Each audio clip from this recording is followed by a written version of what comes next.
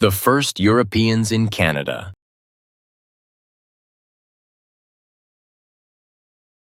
The Vikings.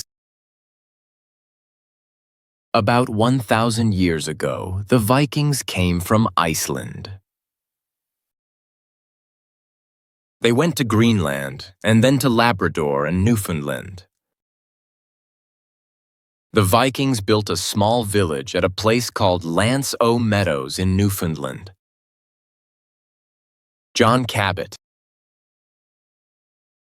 In 1497, an explorer named John Cabot came to Canada from England. He was born in Italy but lived in England.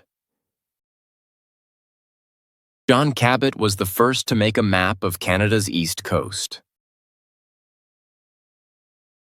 Cabot landed in Newfoundland or Cape Breton Island. He said the land belonged to England. Jacques Cartier. Between 1534 and 1542, Jacques Cartier made 3 trips across the Atlantic Ocean from France.